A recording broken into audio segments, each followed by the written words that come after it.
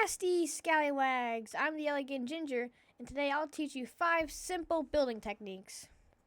So the first one here is with the new firefly bush here. If it turns nighttime like this, then fireflies will spawn from the bush, producing, well, fireflies here, as you can see all around. And I think this is really cool, but the only thing about this is I'm not really too sure if I like the design of this bush, but I still like the fireflies. So what I usually do is I just throw this in a hole here, and I just let it rot down there. But what I found out you can do is you can hide the bushes underneath like moss carpet, and you can still have the same firefly effect here, and it's pretty cool.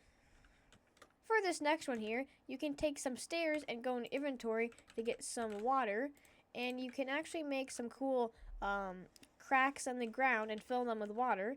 So you can take your stairs and place them anywhere you want, like this, and you can fill these gaps here with the water you have, and it makes some really cool stuff.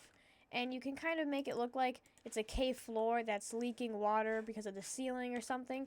You can also make it like a water feeding container for a very exciting and levitating horse here. And it's just a pretty cool thing overall you can do to make your builds look a little bit more nicer. For this next one here, you can actually make apples hanging from a tree, but to do this you have to have cheats enabled and use the /tick freeze command here. And what this does, it freezes time here.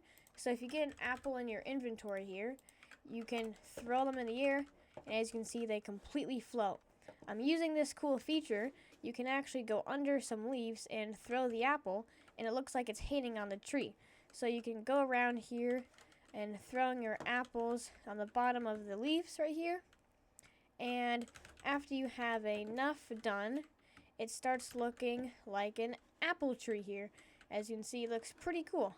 You want to be careful because sometimes if you do it wrong, they can float like this. And if you go too high up in the tree, they can be like stuck in the middle of the leaf. Let me see if I can get a good one here. Good enough. There you go. So you can make a really cool apple tree design of this. And if you want to make the tick unfrozen, you can do /tick unfreeze here, and everything will be back to normal. So over here I have some cool path tips. So in Minecraft, if you have a shovel and if you right click, you can make some path blocks right here. This is cool and all, but if you really want to make your paths look like better, you can use like different blocks like packed mud and shroom blocks, and you can mix it with some other of the same color blocks to make a good looking path and make it look like it's been walked on a lot here. And you can even use stuff like stone buttons and leaf litter to look like different stuff on the path. So the leaf litter obviously is representing leaves here, and the stone buttons can be used to look like rocks on the pathway here. And all these things combined make a really cool path design that you can use in all your builds. For the final one over here, I was testing with some rail tracks here, and you can actually build railways on top of these trapdoors, and you can put them back down to make these cool pillars holding up the rail here.